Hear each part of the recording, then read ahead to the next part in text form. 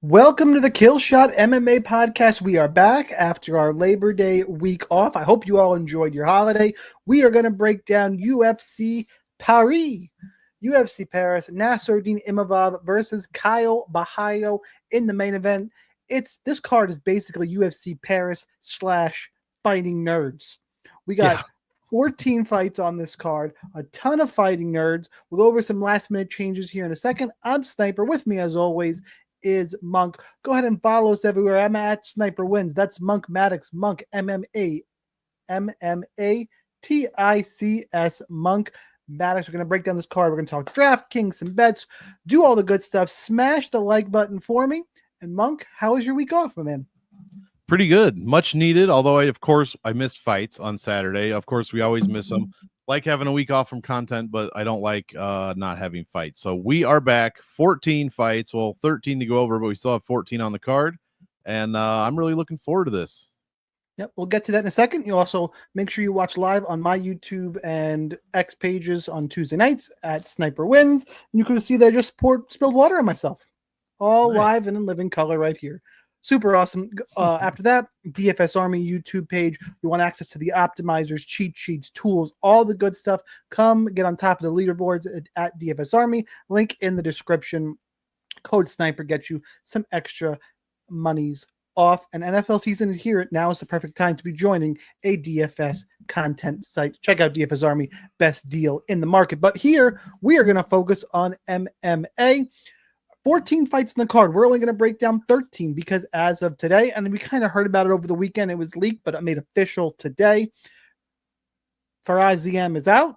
Had a death in the family. Condolences to him. Steps out.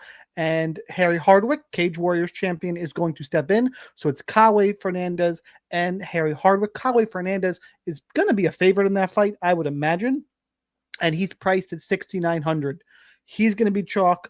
I'm going to break down. I have to go watch one more Harry Hardwick fight, but we're going to save that for just the DFS Army members. So again, make sure you join, sign up there, and you'll get the full breakdown. We're going to break down the other 13 fights on this card. Let's bring it up here. Oop, forgot to share. There we go. All right, other fights. The other fight that was going to be on this card that is now canceled was Eunice Dubin and Kennedy Freeman. I think that fight might have got moved, actually. Not 100% sure. Regardless, we don't have it. 14 fights in the card. Let's just go ahead and let's just jump right into it. Assuming you all out there, smash the like button. And if you are watching live, jump in, ask questions, say hi. Ash is here. Yeah, no, we're a little bit earlier, 8:30 Eastern time this week. It's only 1:30 out there for him in jolly old England. So glad we can do a little bit earlier for you. And then I can go hang out with the wife in a little bit here. There you All go. right. We got first fight of the night. And you know what? This is one I think everyone who has watched the show is going to expect me to say, fuck this fight. And I actually think I have a sneaky different opinion here. Shauna Bannon, Sam Hughes. Sam Hughes, the Sam page is -310. Shauna Bannon is +260. Fight goes to decision is -400. Sam Hughes is 9,200. That is pricey. 7,000 against for Shauna Bannon. Monk, which way do you think I'm going? I gave you a little bit of a teaser, I think. What are we thinking? I actually really like this fight from a DraftKings perspective, but only the Sam Hughes side. I think she has the potential to smash. This is the first time she's. How do we agree here? Because you look at her record. I thought you were going to light me up on this one. This is weird. No.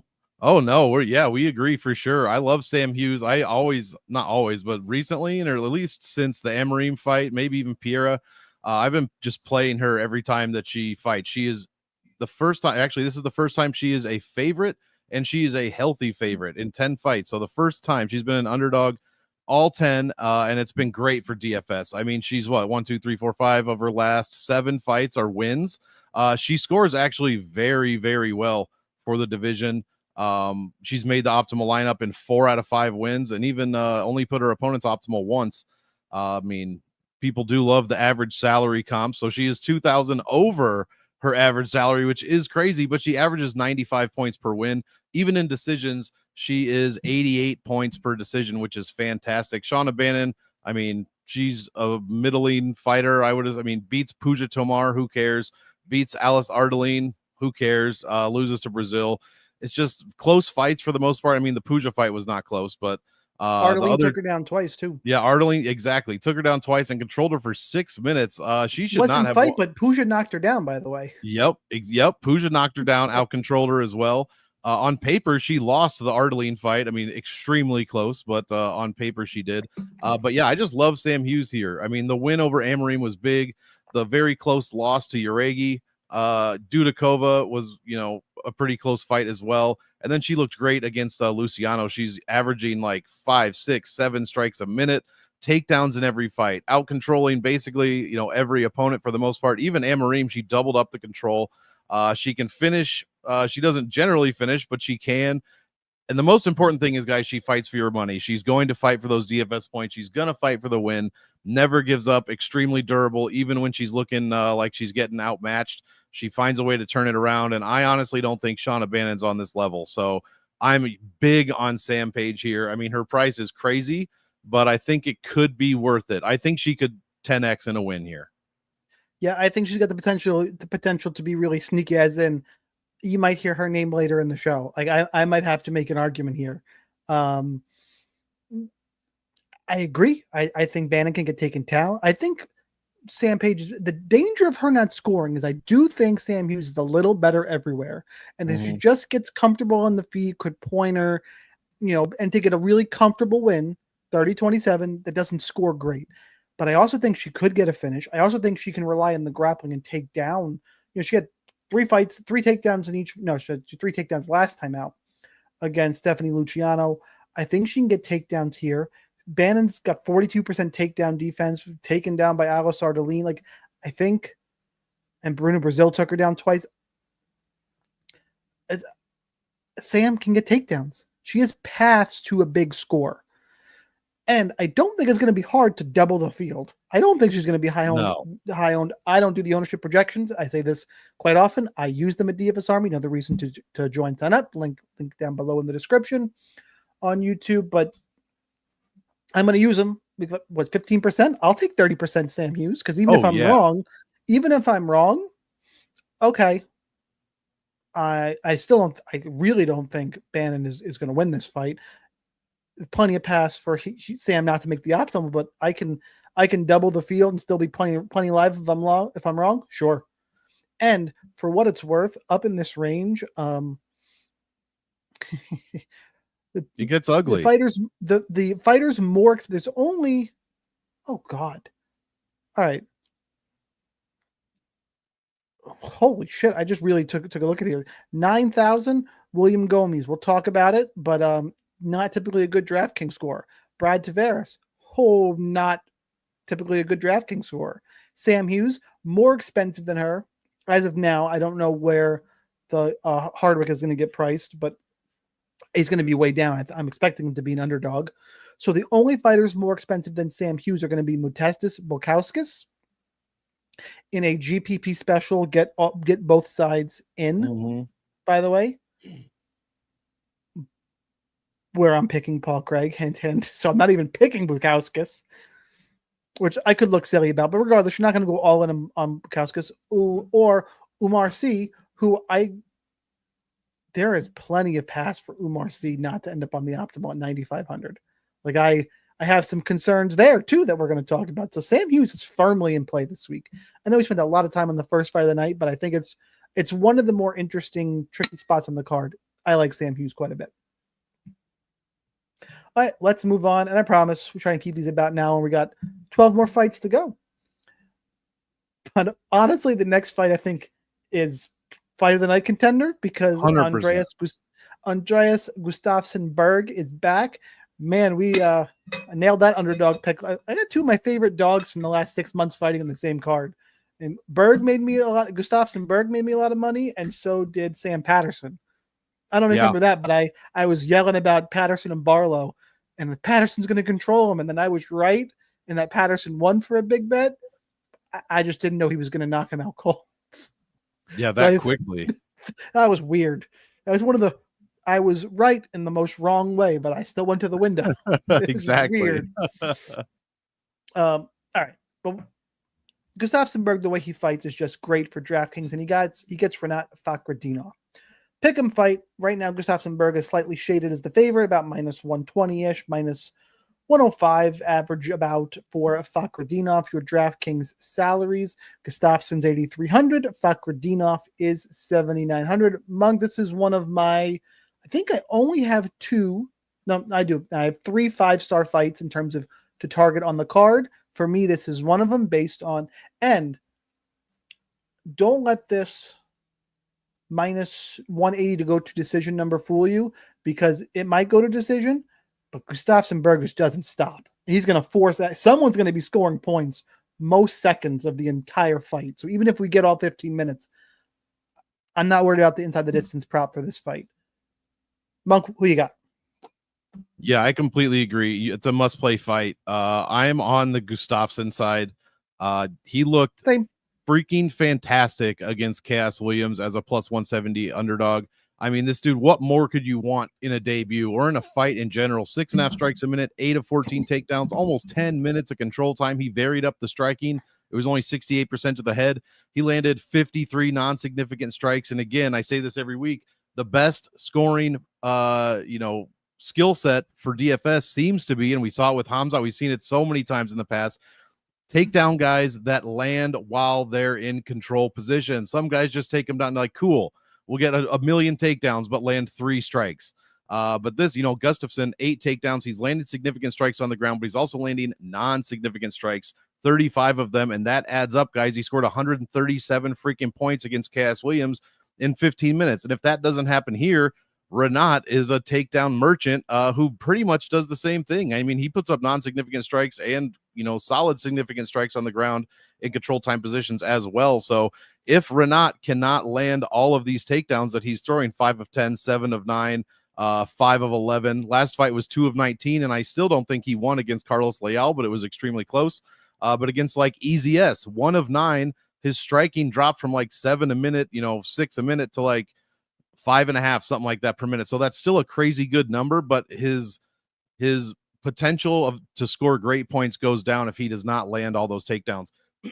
So that's going to be what it is. If Gustafsson can keep his 100% takedown defense afloat, or keep it at 80%, something like that, he's going to win this fight. Renat can be slowed down, especially in rounds 2 and round 3, and Gustafsson showed no signs of that. On the flip side, if Renat can get takedowns against Gustafsson and control him, which seems difficult to do, Gustafsson has seemingly a motor that doesn't quit, he will score a ton of points. So GPP play for sure. I think Gustafsson personally is good in all formats, especially at these salaries. Get these guys in your lineups. Yep, I totally agree. I prefer Gustafsson. I think the pace and pressure will be enough. It'll score well, mid-range salary, check, check, check. I won't copy what you said. I think we're just totally in line for this one. Give me Gustafsson. I would actually say I would be surprised if I don't bet Gustafsson at pick-em odds here. I think he's a little better than that in this spot. He looked so freaking good, and I could not believe it. I couldn't believe it. Yep. All right, let's move on and let's talk about not this fight. We got to talk about Brad. We're finally going to talk about a fight I don't think we want to target. Brad Tavares, Robert Brejec. Tavares is minus 210. Brejec's about plus 190-ish. Fight goes to decision. It's a Brad Tavares fight, so it's minus 165 to go to decision. DraftKings salaries. Tavares is 9,100. And that means Brejec is 7,100. Look, it really feels like they're trying to get Tavares a win here. Been around a long, long time. I think, for me, Monk, this one's pretty cut and dry, but not a good DFS target. Do you agree? I do. It's Tavares. Tavares should get the win here. I mean, Brejec lost to Ihor Potieria. Never a good look. He's got no offensive. I mean, he's only had one fight, so these stats are very, they're not complete. But what he showed in that one 15-minute fight was absolutely nothing as far as offense. And the takedown defense was okay. I forget how many he stuffed. Looks like 4. And he allowed only 2.5 minutes of control, which is okay, but he got knocked down. He got outstruck and didn't offer anything offensively. He got dominated by Ihor Potieria. Yeah, that is another way to put that. Period. That's terrible. End of story, period. Yep, pretty much. And yeah, Brad Tavares never scores well. I think he averages 65 So just under 70 points per win. 5th percentile for DFS scoring, like overall, like as a whole in the whole UFC. Extremely durable, great takedown defense. That's about it. I mean, what is Bridget going to be able to do here outside of some fluky thing where Tavares like gets finished, but he never gets finished? I mean, I shouldn't say never. He has been finished 5 times in the UFC, but that's, out of 10 losses. It took Gregory Rodriguez 3 rounds. Exactly. So, yes, exactly. So, and what did Gregory score in that one? He put up 90.94. Bruno Silva got him. Yeah, exactly. And those guys are known for knocking dudes out. So I don't know if Bridget is known for that. He looked terrible against Pateria. It's going to be a Tavares decision most likely. And he's going to score maybe 70 points if you're lucky. And now he's like 9,100. Yeah, I'm not. I'm going to just kind of avoid this fight as a whole, I think. Yeah, I'll be under. I just know, again, no reason to copy when to reiterate when we agree. Tavares is better. Don't want either side really for DraftKings. I'll shade a little bit of Tavares because the upper range is weird, but I'll be down on Bridget. There are other dogs I want to take shots on, and let's go to the next fight so hopefully we can talk about them. Let's see who's next. Dun dun dun. Drum roll, please. Not really, because this time Sam Patterson is favored. It is the aforementioned Sam Patterson taking on Trey Waters. Patterson's minus 175. Waters is plus 150. Fight ends inside the distance is minus 250. I actually think it's a little bit generous and a little bit of recency bias here because, I mean, Patterson primarily a wrestler in the past, but okay. I mean, we're shaded to a finish in terms of the Vegas odds. Your DraftKings salaries, Patterson's 8,700, Trey Waters is 7,500. Monk, where are you going with this one? I'm going to have to pick the favorite here, and maybe it is recency bias, but Trey Waters looks, to me, unimpressive in every fight. I don't. He's okay. Good. Good, because that's what I'm just very unimpressive. He uses his natural ability, which is his height and his reach, something he cannot control or make better or worse, obviously, to his advantage, and he should. That's what you should do, but he doesn't do anything. He seems Patterson's longer in this fight. Did you know exactly that? He's only 6. Yeah. He's only 2 inches shorter, and he has a longer reach on paper. So we'll have to see if ESPN is correct. Well, I guess Tapology says it too, but that's where Trey Waters shines against guys that are smaller with shorter reaches, and that's not the case here. So Sam Patterson has way more paths to victory between his wrestling, his submission skills. Waters has been finished once, and that was via submission. He just looks. I mean, somehow he lands 6.5 strikes a minute on the feet. Absorbs 5.6, but even the 6.5, it's like, where does that come? You go back and watch his fights, it's one at a time. It's a 1-2 at best. It's like so predictable, and his accuracy is only 44%. So I'm hoping Sam Patterson can come in here.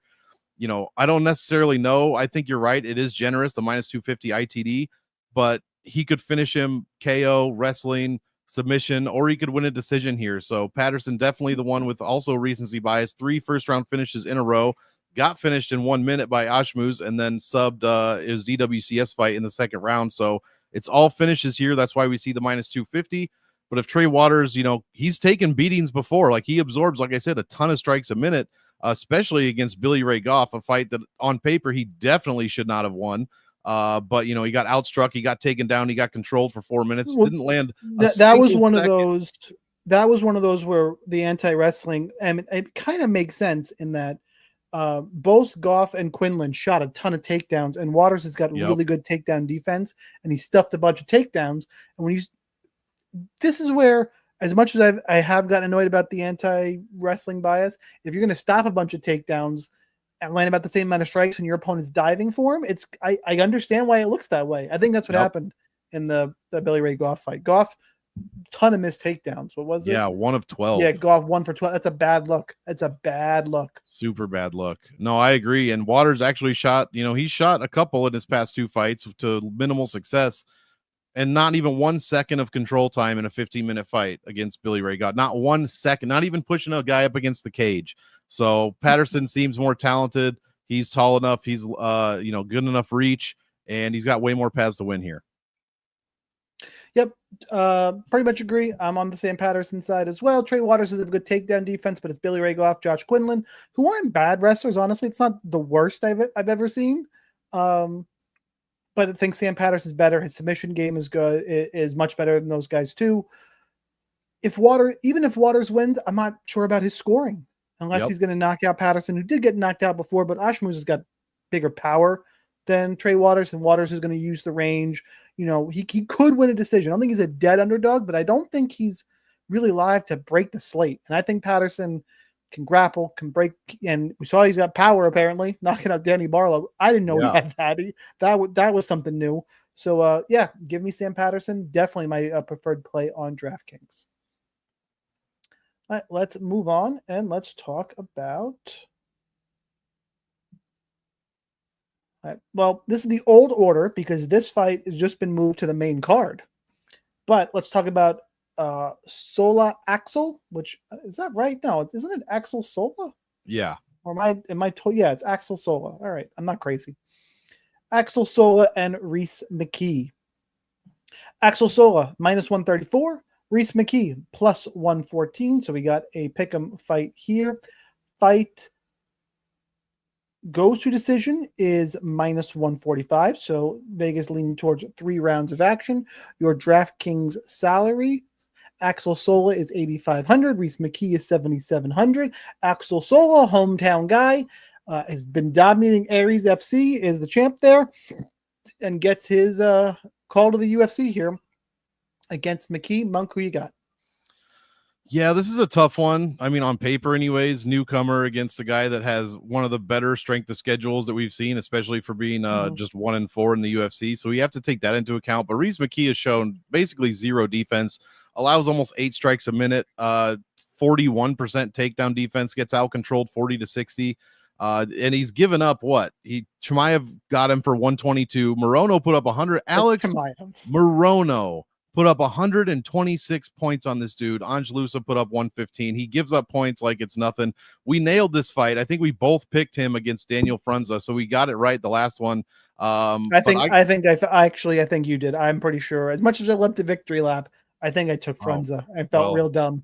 Well, hey, I mean, that could have gone either way. That just shows you I am transparent and a straight shooter, because I'll take my victory laps, but I won't. I don't think I can take one. I didn't. Well, that was a dog shit. I didn't see that one. That was a dog shit fight. They both landed 8.6 strikes a minute in that one, so they both got pieced up. There was nothing else that happened for the most part, and Frunza just collapsed before McKee did. So I'm picking Axel Sola. I don't have very much confidence there, but Reese McKee's just looks so bad.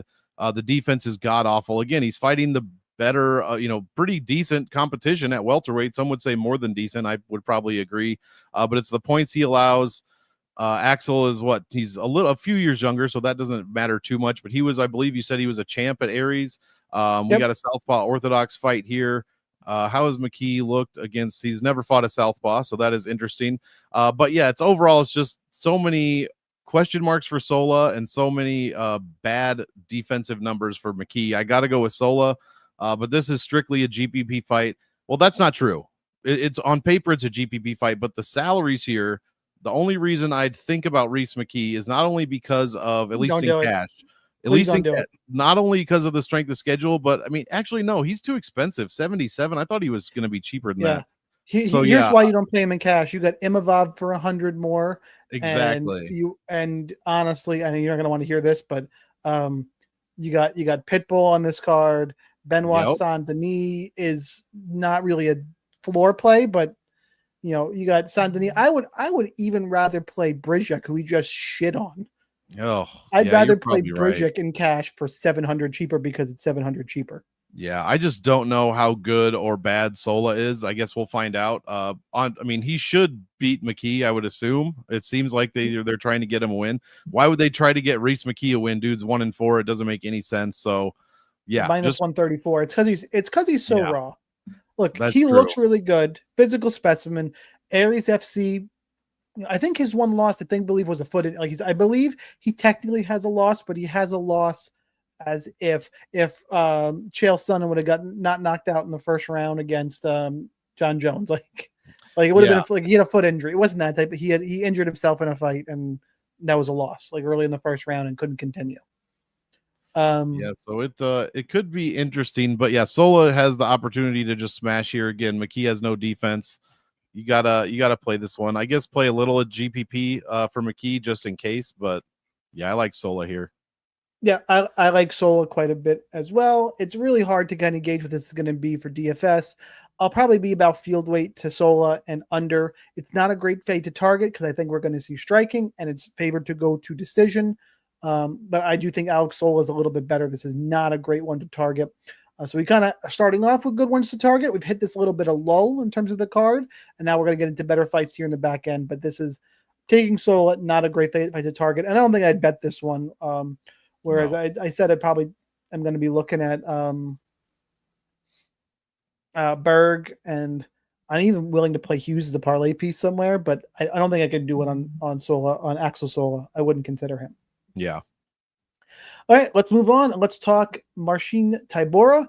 And let me clarify this. The 2022 PFL heavyweight champion, Ante Delia. Everyone's like, Ante Delia's here, PFL champ. Dude, that was a while ago. It was so long ago. That was not recently.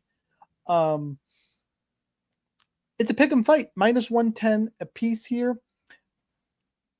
Fight ends inside the distance. They're heavyweight, so it's got to be favored at -155. Your DraftKings salaries, I believe this is the mid-range fight. It is. Delia is 8,200. Tybura is 8,000. Monk, probably know where I'm going with this one. Where are you?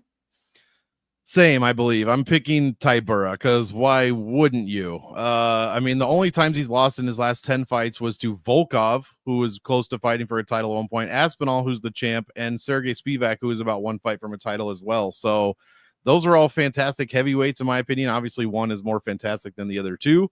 But otherwise, he's done exactly what he's supposed to do against guys like, Walt Harris, who's dangerous, Ivanov, who's boring but can be dangerous, Tuivasa, who's the most dangerous one on this list.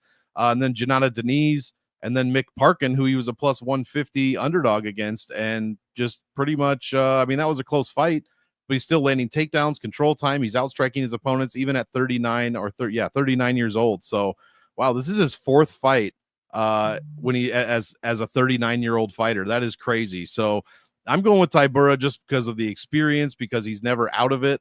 Aspinall, I think, finished him in like a minute, which is to be expected. But other than that, I guess Spivak did too. But other than that, it's if he's getting beaten up in the first round, he turns it in the second. Most of the time, his heavyweight opponents get tired if they beat him in the first round, and then he takes over.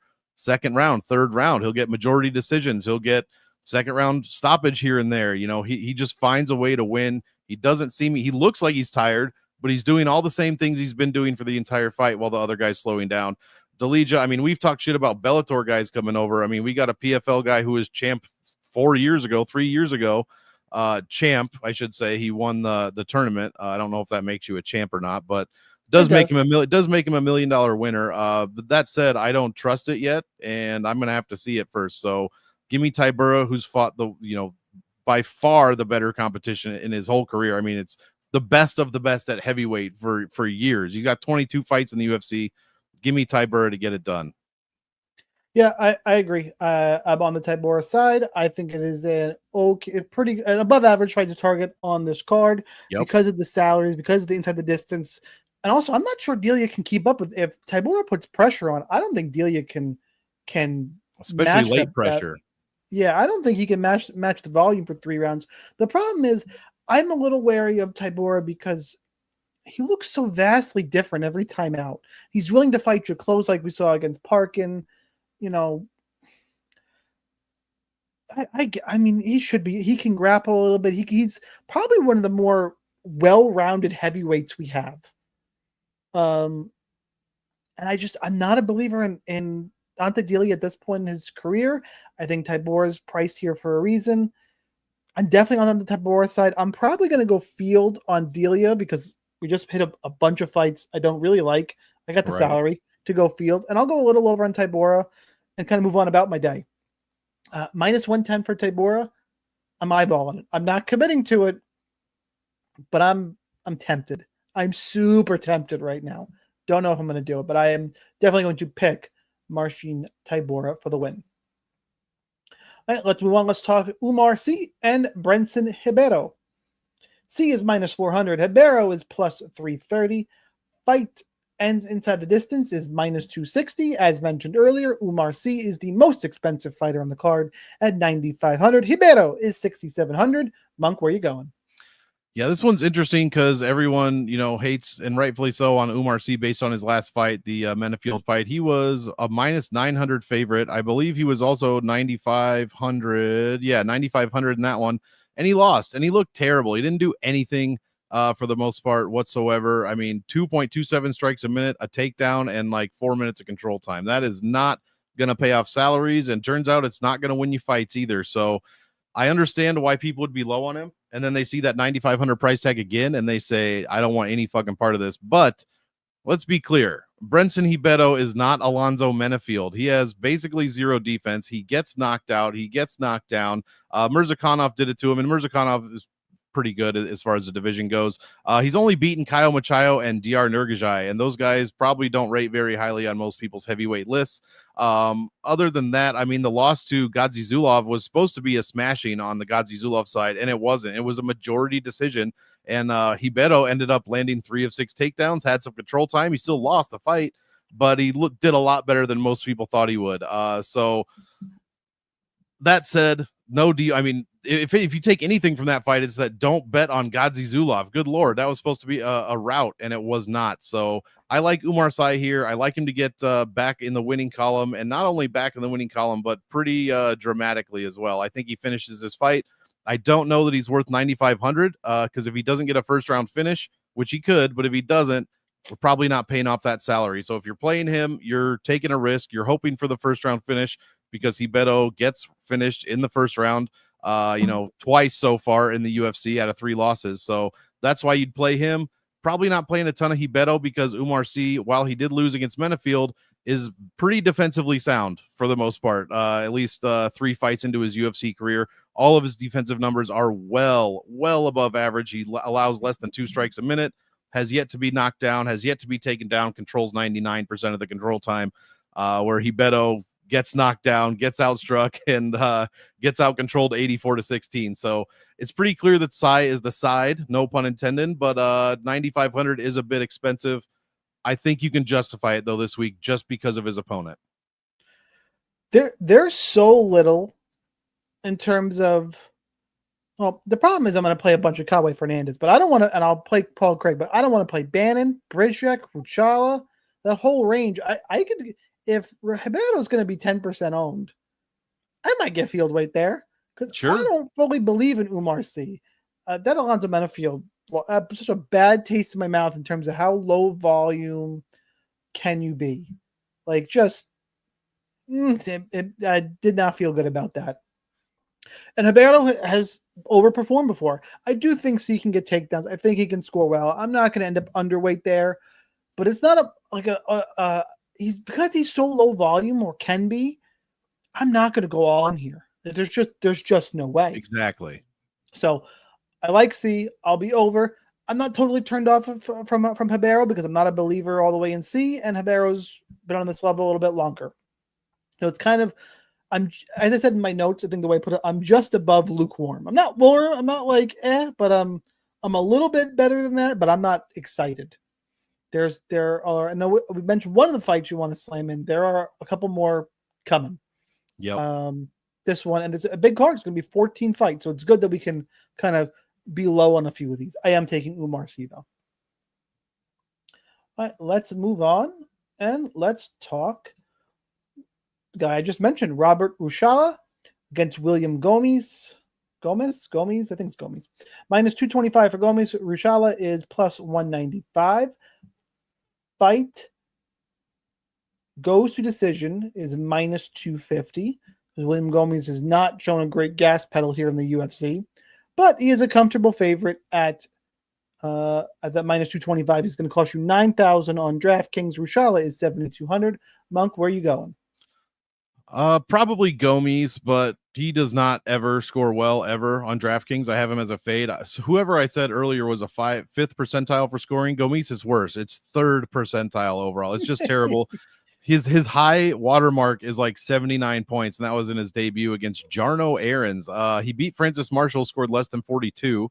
Gamori scored less than 70. Yeah, Gamori. And then less than 65 against Joe Anderson Brito, which is a little more acceptable. Brito is kind of a madman in there, and it's difficult to put up points against, but they're still all pretty unexcusable. I'm not looking forward to paying $9,000 for William Gomi. Is that the highest he's ever been salaried? Yeah, it is. He was 8,800 against Haider Emil, and actually was one of his better scoring fights ever. Actually, it was the best outside of the Aaron's fight, where he actually put up 3 points a minute, scored 45, almost 46 in a loss. But still, if he wins a decision, we're looking at 76 points, which is not paying off that $8,800. So while Ruchala, KSW guy, champion over there, has a defense, I think, as well. I just don't know enough about him. He's 11-1. He's got, 6 finishes, basically 5 decision wins. This one's likely to go to decision at -250. And Gomes doesn't really do much, like 3.5 strikes a minute, no takedowns. He gets out controlled. Nothing really to be excited for, especially at a $9,000 range. So I have him as a GPP/fade. And Ruchala, you can't. I put all. You can play him in all formats, but that's just because I am. If you haven't noticed yet, we're like 7 fights in. I've picked maybe one underdog, and that was Tybura, and it's a pick'em. So I unfortunately, which I hate, am very chalky this week. So I need to get guys in. Okay. It's okay because you're going to get Kawe Fernandez as a favorite at 6,900. There's going to be a lot of chalky shit to deal with this week, guys. It's coming. That is I'll get true. more about it into the DFS Army Discord, but it's coming. Yeah, and Fernandez is, while he doesn't do much offensively, he's extremely defensively sound. Probably should get a win here, but yeah, I'm going to need a couple other low-priced guys. I think Ruchala is okay, but also I don't think he's going to win this fight. So at the same time, I'm just hoping he scores 30 to 40. In France, good luck. Yeah, exactly. So I'm hoping he scores 30 to 40 in a loss, which is kind of unlikely. But yeah, it's Gomes, but I'm not excited to roster him. But there's a ton of good prospects on this card. There's 3 other promotion champions, 4 if you include Delia. But 3 current other promotion champions on this card. Ruchala is a 2-time and defending, well, no longer defending, but a 2-time current KSW champ, which is a solid organization in Europe. Oh, yeah. Nothing to sneeze at, but Gomes is good. He's just not a good DraftKings scorer. Francis Marshall, Brito's a good win. Yanis Gamori doesn't score well, but he was in control of that fight. Francis Marshall, I think, is an underrated win. Marshall's a tough grappler. That's not a fun matchup. So he's going to be one of these guys, kind of like Brad Tavares, who I think is a really good fighter, but DraftKings, it's like fucking next. Like that's the route. And I like Tavares in terms of watching him. I like the person. Like I like Brad Tavares, but in DraftKings, you got to go, okay, next. I think William Gomes is going to be the same. I think he wins. I don't want much of either of this fight. Probably one of the fights I am the least interested in the entire card. Yeah. And now I'm confirming this is the fight I am the least interested in the entire card. Because my 2 stars are this Tavares Brishek and Sola McKee. And one of those guys are more likely to land a random KO than one of these 2. So give me William Gomes, and I think we probably talked about it a little bit too much. That's okay, though. That's our job tonight. Exactly. Now we're going to talk. We still got 5 fights to cover, huh? Long. It's a big card. Patricio Ferrer, the Pitbull. Patricio Pitbull taking on Losene Keita. Or Keita. Keita coming in is -200s against Pitbull. That should tell you what the MMA world and odds makers, because I'm betting most people have not heard of Losene Keita. Let me do the intro and we'll get there. But that should just he's against the Pitbull, and that's the price we're looking at here. Okay, Pitbull's +170. Fight goes to decision is -180. DraftKings salary, Keita is 8,900. Ferrer is 7,300. Keita is an Octagon, another solid European promotion. Clearly an Octagon double champ. Like this is a bad man. I'll let Monk go. I'll tell you though that for me, I picked Keita, but it was close. This is a rough UFC debut. As much as you would like to shit on Bellator recently, shout out Lerone Murphy. As much as this is Patricio, and this is a rough spot because of Patricio's skill set. Monk, where you going? Yeah, I completely agree. I barely picked Keita as well. I mean, as you said, Octagon champion, has a great record, 16-1. Seems to have a good skill set as well. I mean, 10 KOs, power guy. So we're not going to see much grappling, most likely. We're not going to see, he has no submission wins or losses, which is dangerous to, go up against Patricio, who's got 12 KOs, 12 sub finishes as well. But I'm still doubting the Bellator stuff. I mean, yeah, he beat Dan Ige, which is a good win, right? Outstruck him, 5 of 9 takedowns, outcontrolled him. Dan Ige just either didn't look like himself. It's the Dan Ige takedown. If you can take down Dan Ige, exactly. Very, not very, but definitely overrated wrestling, especially defensively from Dan Ige. Takes the L to Yair Rodriguez. I don't trust it yet. Not that I trust Keita, because I don't trust that either, but I like him as the higher ceiling guy in DFS. So I like him for GPPs. Pitbull, you could play in all formats because everything we just said, tough skill set to go against Keita as well. But the minus 190 goes to decision line. So if we're going to get 15 minutes of fighting here, I think he, even in a loss, scores decently. Like I said, we're looking at 7,300, 35 to 45 points in a loss would be fine for a cash game. So I think he's okay in all formats. He's cheap enough. You're going to need some of those dogs if you're like me and picking a lot of chalk. But honestly, I mean, I barely picked Keita, like you said, and it should be an interesting fight. We'll see how good or how not good Losane Keita is in this fight. So I'm going to give him the benefit of the doubt here just because Pitbull fights haven't really been the best. And he's 38 years old, 11 years older than his opponent here. That's the problem. So give me Keita to get it done. But at the same time, Patricio's only been KO'd, twice in his career. So it could be interesting. Keita's in his prime. Patricio's not. Yep. But Patricio can get takedowns here. Could be a problem for Keita. I lean towards Keita, athleticism, skill set. But again, just like you said, Patricio's live in cash. Because of that, we're expected to see 15 minutes here. This is one I am pretty lukewarm on, which means, as you guys can't tell, I'm loading up on the main card here, baby. I'm gonna have a lot of fights. We're gonna get to the last 3-4 fights tonight. I'm gonna have lineups with 3-4 fighters left in it. I want to be overweight to Patricio because he's one of the dogs I do think is live. Keita, I'll probably be field or under because I think if he wins, it's striking based. And I'm not sure what his upside is this week. So I do think he wins more times than not, but the line is probably a little bit too wide for my liking. And it's going to be a great show me fight in terms of I'll have a much better understanding how to handicap Keita after I see him in here against Patricio Pitbull. All right, let's move on to one of the 5-star fights. Gotta love it. And it's two guys who it's gonna be fun. That's what I can say. It's gonna be fun. I don't know about how high level it's gonna be, but it's gonna be fun. Modestas Bukauskas and Paul Craig. Bukauskas is minus 350. Craig is plus 285, which just feels wrong, but okay. Inside the distance, minus 325. That does feel right because it's a Paul Craig fight. He's either going to get a takedown and submit him, or he's going to get knocked fucking unconscious, or he's going to upkick someone. But whatever. Yeah. DraftKings salaries: Bukauskas is 9,300. Paul Craig is 6,900. Monk, no spoilers for me this time. Where are you going? I picked Mason Jones, I believe. Nope, we're on Paul Craig, Modestas Bukauskas.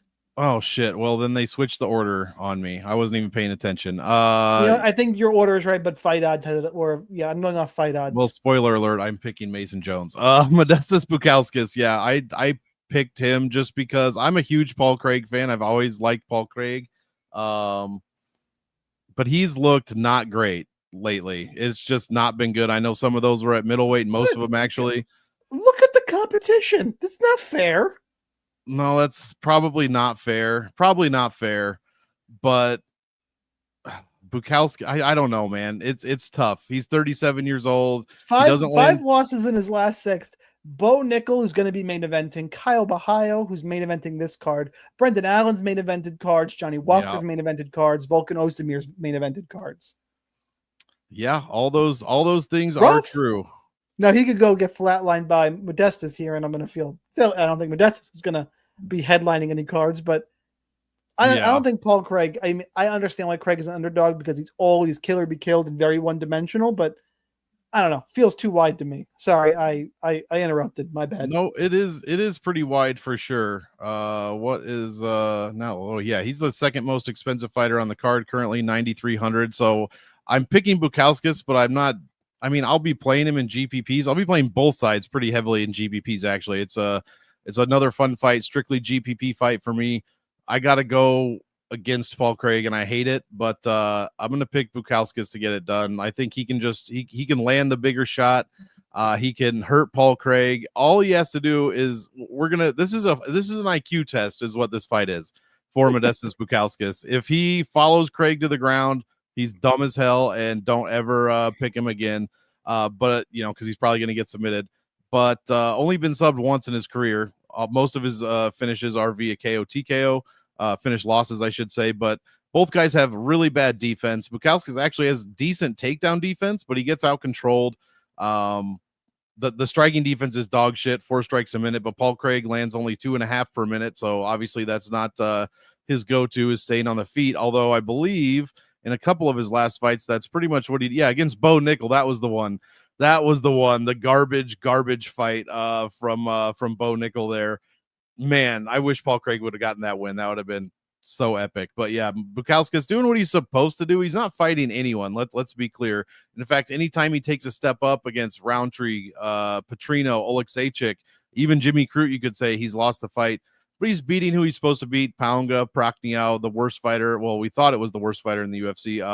Rafael Sakira, and then Ian Cutelaba, beating all those guys, whether it's submission, KO, first round, third round decision. He's looked decent. So while I'm not happy about it, I'm picking Bukowskis. I don't like his price tag, but he does have the opportunity to finish Paul Craig, and possibly somewhat early. I mean, the last time Paul Craig got finished early was Johnny Walker. Other than that, it's been pretty decent. Second round, third round decision. So we definitely need a first rounder from Bukowskis, but just roster both guys in GPPs. One of them is going to get finished, I think, and the minus 325 ITD line agrees. Yeah, I'm with you. I think play it in both sides in GPPs. Don't touch it in cash. I lean towards Craig because I'm not a believer in Bukowskis. It's not one I have any confidence in. Just be overweight to both guys. There's no way I'm not overweight to both. Move on about your day. It's real simple for DraftKings. For betting, I think it's a pass, or take a small stab on Paul Craig if you want. I think the line's a little wide. I probably just pass though. GPP, load up on both sides. Don't touch it in cash. Really simple breakdown. Yep. And I'll be rooting for Paul Craig. The same here. All right, now let's talk about Borralho, Oki, and Mason Jones. Mason Jones, the favorite, minus 135. Borralho, Oki is plus 115. Fight goes to decision is minus 145. Your DraftKings salaries for this one. Mason Jones is 8,600, a little pricier than I'd like. Because actually, Mason Jones in some books is around minus 150. And Oki is 7,600. Monk, where you going? Well, as I already spoiled it, I'm picking Mason Jones. And I briefly went over your write-ups when I was posting mine. I think we agree here. It's going to be the wrestling of Jones against the striking of Oki. Yep. Simple. 85% takedown defense, but against Dylan Salvador, Timmy Kwamba, Michael Aswell, and Chris Duncan. All right, this is a different level of wrestler, but let's see what happens. Yeah, for sure. And I mean, against Aswell, he looked decent, but he landed 9 strikes a minute, got hit with 8 strikes a minute. There were no takedown attempts there. One of the dumbest fights. One. It was you so go dumb. Watch this one. They threw 612 combined strikes, all at range. That's it. Not 1 second of control from either guy. Fucking wild. And I think Aswell was on short notice, if I believe, and held himself decently against a guy that everybody thought would probably just beat him. So that was impressive on the Aswell side and the opposite on the Oki side. But yeah, he's beaten, like you said, Salvador Kwamba, lost to Chris Duncan, and Chris Duncan's looked decent since then. That Rebeshki win does qualify him as decent now, in my opinion. This is Mason Jones' second stint in the UFC, by the way. It is. Yeah, he came back, beat Jeremy Stevens pretty handily, outstruck him basically 2-1. Jeremy Stevens is as old as I am. I mean, respect. That is true. Sorry, bud. He was 38, and he fight age was more like 48. So took that L to Ludovic Klein before he got released or whatever that was that happened. That was like a jumping kick. It was a crazy kick. Beats David Onama. Very good win. Loses a very close fight to Mike Davis, who's a decent opponent in my opinion. The problem is with Jones is his striking defense is dog shit. 4.33 allowed per minute. And that's not what you want to see against a guy who lands 7 a minute. But Oki allows even more than that, 4.76. A lot of that was probably because of the Aswell fight, but Salvador landed 4.5. And that would be it. It was mostly the Aswell fight that did that. So I'm thinking Mason Jones is going to test that 86% defense from Oki, and I just think he has more paths to get it done. Offensively, he also lands a ton of strikes, 5.5 per minute. The accuracy is not great from either guy, to be honest, but he controls 84% of the fight, while Oki controls just 62. So he's going to have an uphill battle. Oki is if he gets grappled with, taken down, any of that. But if he can somehow keep this standing, which I doubt, then he should kind of run away with it. But give me some of both sides. But the difference here is I think Jones is decent in all formats based on his salary. The takedowns are going to add up. Again, he does well with the non-significant strikes, which I said was the other half of that combination of scoring very well in DraftKings. So he's well over 10-20% non-significant strikes in all of his wins. And that's what we want to see. So give me Mason Jones, more active on the ground. Definitely going to attempt them, and Oki should just be game for a standing battle, which hopefully Jones won't give him. Yeah, I think Jones gets the takedowns, puts up a pretty big score. If Oki wins, I think it's decision based. I don't think it's going to be that many strikes again because he's going to have to be cognizant of the takedown defense, the takedown offense of Jones. He can't just throw that many strikes. I think even if he wins, the scoring is down. But I like Mason Jones a bunch. I like the price. Hint, hint. I'm all about Mason Jones this week. Really like the play there. Think the Welsh Dragon, gets a bunch of takedowns and a win here on Saturday night. Main event time. It's France versus the Fighting Nerds. Your co-main event, Benoit Saint-Denis taking on Mauricio Hufi, Monk's favorite fighter. Hufi's the favorite at -200. Benoit Saint-Denis is +170. If Hufi is not going to have his cigarettes, I think you get a discount here and you can get him for -190. I don't know. It's a dumb joke to throw in there that I can't believe that guy smokes like a chimney. It's fucking hilarious. Yeah. So they both do. So Hufi does as well? Yeah, Hufi. Yes. Hufi's thing is he's going to go have his post-fight cigarette. I thought that was Praches. Oh, I thought that was Hufi. No, that's no. You know what? You're right. No, sure. You're right. You're right. It's Praches. You're right. I am humbled. All right. My bad. You know what? They all should just honor Praches and smoke after a win now. Yeah, exactly. All right. Benoit Saint-Denis +170. Hufi's -200. Fight ends inside the distance, -325. This is the other one to load the fuck up on because both these guys are wild men. Hufi's a little more one shot here and there, but I think there's plenty of volume here. Saint-Denis is going to push the action. DraftKings salaries, Hufi's 8,800. Saint-Denis is 7,400. Monk, who are you picking?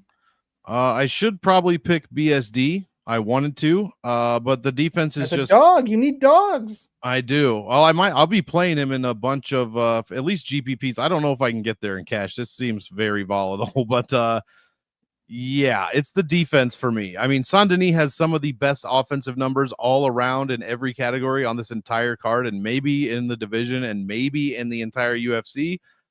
But defensively, he lacks tremendously, especially when it comes to striking. We've seen it in not countless because he doesn't have countless fights, but at least in the past few, especially against like Moicano, Poirier, even Favola landed. Now that was a quick fight, never mind. But yeah, those two specifically, Moicano and Poirier, started piecing him up and he just couldn't. Oh, it was the easy fight too. It was out of his weight class, but still if he starts to get hit, he does not take damage well. He shows a ton of damage on his face, and his eyes swell up, and he gets tired, and he just starts getting wild, which is not what Benoit Saint-Denis needs to do. He's got extremely good offense, like I said, so he needs to play off of that. Lands 5.5 per minute, tons of takedowns, controls 3/4 of 75% of the fight, I should say. Hoofy, more of a striker, has not yet. I don't know if he's attempted a takedown. I could look, but he definitely hasn't landed any. Looks like he attempted one against Malarkey, and that was it. But yeah, he's much more of, like you said, pick your spot kind of striker. Definitely has the power. 4.5 a minute, so a bit under Saint-Denis, but he allows just under, what BSD allows as far as striking goes. So it's going to be, can Benoit Saint-Denis get inside the range of Hoofy and land a takedown? If he can, then it should be a BSD fight all day. If he can't, he's going to start to wear damage. Hoofy's going to start to piece him up. He's not the most active on the feet, but again, 4.5 is nothing to boo at. That's a very good number. But it starts a little bit slower, I think, for Hoofy. Just he looks for his spots. I kind of hate when guys say, "Oh, he's just feeling him out. He's trying to get his range." I can't stand when people say that, but because most of the time it's simply not true. He's just fighting to the matchup. But Hoofy is definitely a slower starter. Round 1 and 2, 3.7 strikes a minute, and then round 3, which we've only had 2 rounds of round 3s for him, almost 7 strikes per minute. So we love to see that. Tells me his cardio is decent, tells me, he does like to pick it up in the later rounds, which is good for against guys like Saint-Denis who tend to wilt after, the second round if their game isn't going well. So give me Hoofy. I am not in any way confident. 3-star fight for each guy, but overall, this is a must-play 5-star fight. Get them in your lineups. It's the defense for Saint-Denis for me personally against strikers. Agreed. Listen, I love this fight overall. Agree, but disagree in terms of I'm going to go ahead and I'm going to take Benoit Saint-Denis to pull the upset here. Who's got 100% takedown defense, but Malarkey tried to get him down, couldn't, get knocked out in the first round. Top King Green, no one else is shooting takedowns here. No. Did Magomed Jacek attempted one.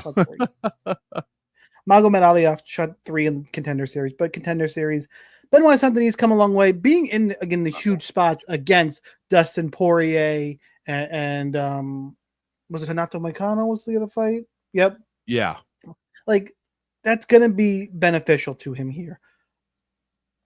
Close fight, load up. I lean towards Saint-Denis at home. I think if he gets on top here, I think his wrestling, I think he'll have better cardio as well. If he can push the pace here on Hoofy. Now, if he's Saint-Denis will get tired late if he can't get takedowns. But I think, again, I visualize fights with the mind's eye, as they say, and I hate visualization on that. Some of that soft bullshit. But in terms of when I'm analyzing a fight, I picture it in my head. I think Saint-Denis is going to get takedowns here. But overweight to both guys, GPP only. I would say I almost was considering Benoit Saint-Denis in cash early in the week before I knew Kawe is going to be minus whatever he was at 6,900. Now you don't need him. Otherwise, I was like, do I take a shot on Saint-Denis as a guy? Clearly, I think the line is too wide. Now you're not going to need him. Don't play it in cash, but I will take Saint-Denis for the straight pick. Main event time: Nassourdine Imavov, Caio Borralho. Borralho is the favorite at minus 130. Imavov is plus 110. Fight goes to decision, minus 180 to see all 5 rounds of action. Nassourdine Imavov is 7,800. Caio Borralho is 8,400 on DraftKings. What that first line means, by the way, guys, automatic stack it in cash. Done. Minus 180 to see all 5 rounds. So just stack it in cash games. Move on about your day. But for the rest of it, Monk, who you favoring in GPPs? Yeah, it's definitely play all in cash or play both sides in cash. I picked Caio Borralho, and I said Oleksiejczuk a minute ago, even though he didn't. Nerd, he wasn't fighting. It's because his brother is fighting. He's about to fight on DWCS. Cesare Oleksiejczuk's about to get into the cage. By the way, that's right. So we got another one Tuesday night. Praches, the cigarette smoker, is in his corner here, so we like to see that. because those are fighting nerds as well. But yeah, I did go with Borralho, but not because he's a fighting nerd. It's because his defense looks fantastic. It's pretty much the opposite of BSD's defense. It's well above average in every category, where Imavov does get hit. I mean, only 3.6 per minute allowed, but at distance, he is not looking the best here. Now, that said, Borralho doesn't do his best work at distance, although he has looked much better recently compared to when he first came into the UFC. It was, takedowns, grappling, etc. 4 of 5 against Petrosian, 1 of 2, 3 of 6 against the aforementioned Oleksiejczuk. But since then, he's shot 2 takedowns, 1 against Magomedov and 1 against Cannonier. He was unsuccessful in both, and he shot none against Craig, and he's won all of those fights with his striking, outstriking his opponents almost 2-1 outside of the Magomedov fight. He's landed 3 knockdowns in a row, and he's still out-controlling his opponents for the most part without those takedowns. So I do like to see that. We're not expecting a ton of wrestling from Imavov. Both guys have fantastic takedown defense.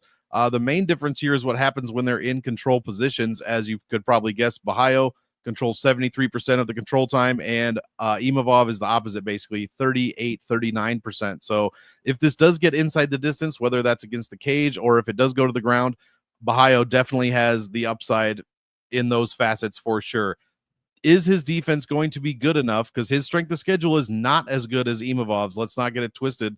I said some good names there, but it's against Adesanya, Allen, Cannonier, Dolidze, Sean Strickland. Chris Curtis is relatively defensively sound. I mean, Buckley, we could go on and on. Imavov's fought the much better competition. So that's the question here. Does Borralho's striking defense specifically stand up to the test of Nasruddin Imavov at home? I don't know. I barely picked Borralho, but for me, it's cash. Just both sides in cash. With this fight and the Kawe Fernandez fight, half your cash lineup is built already, guys. You only need 3 more fighters at this point. Yep. We've named a couple of underdogs. You can easily, this fight is what? 83-79? No, it's 84-78. You can get doesn't matter because it's always 16-2 for a stack. Exactly. So you can get to any of those high priced guys you want if you've got Kawe at 69, 84, and 7,800 in your lineups already. So it's wide open. You can build however you want, and that's kind of how I'm playing this. Just barely picking Kyle Borralho. Probably, let's be honest, probably a little biased towards fighting nerds, but honestly, I didn't used to like Imavov. I've liked him more and more in each of his last 3 or 4 fights. He's just looked better. He looks like a contender, especially against Oleksiejczuk finished that quickly. Spoiler alert. But yeah, he's looked great against Israel Adesanya, who's not looked the best recently. So it could be a little bit of recency bias there against Adesanya, but still, he did what he was supposed to do. Love this fight for 5 rounds. Hope that it goes to decision. Sorry, I got distracted by Cesare Oleksiejczuk. Oh no, he didn't finish it. There's a timeout apparently. There's because they're doing replay for the back of the head. Oh, I don't know what's going to happen here. Did he just Cody Brundage this guy? No, I think back of the head. Fine. That's not back of the head. This referee sucks. They better give him the KO here. He called a timeout. That's nonsense. It doesn't look good. All right. Anyway, look, I agree with everything Monk said. Stacking and cash. I actually lean slightly towards Imavov. I think they called the fight, and they're going to call it a KO now. That's so weird. That's insane. So weird. All right. Well, it anyway, should be a KO. Yeah, but you feel bad for that guy. Yeah, called timeout. I guess you're going to say it was a knockout or a DQ. Weird.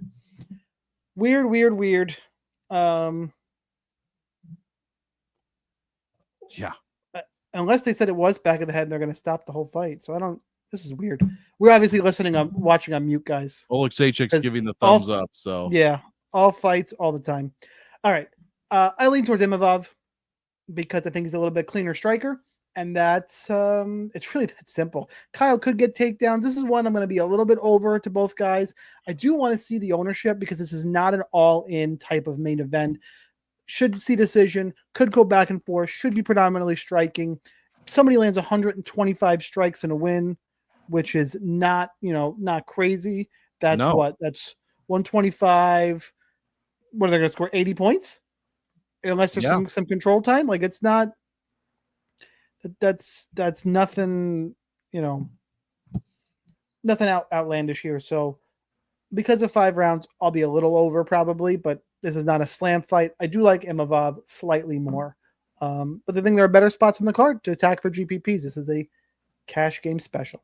All right, don't go anywhere, even though we broke down 13 of the 14 fights in the card. Remember, if you want that 14th, got to get in the DFS Army Discord.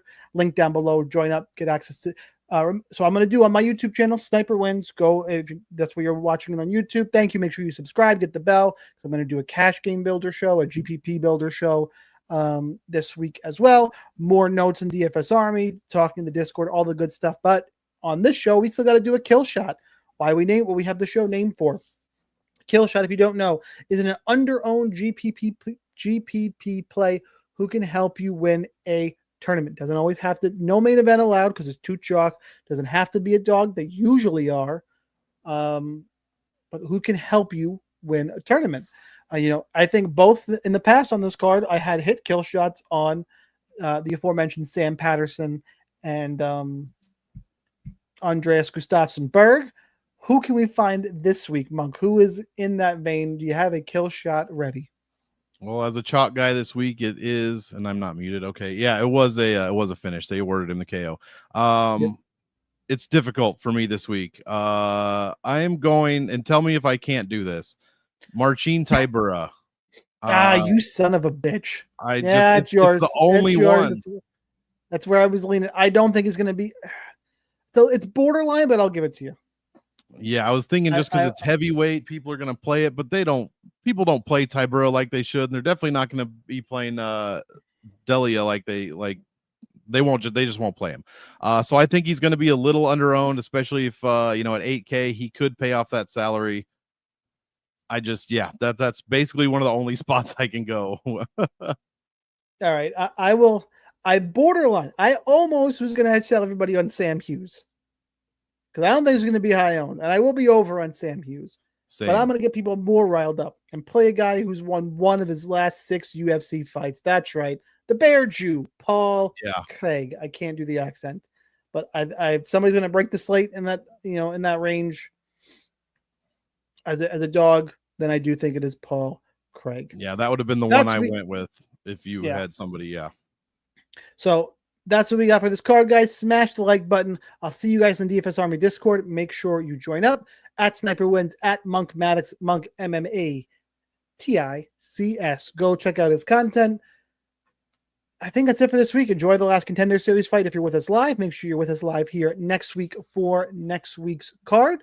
More on that later, but for now, that's Monk. I'm Sniper. You guys enjoy your week. Enjoy the return of UFC at UFC Paris. Good luck in those contests. Helmets up, and we'll see you next time.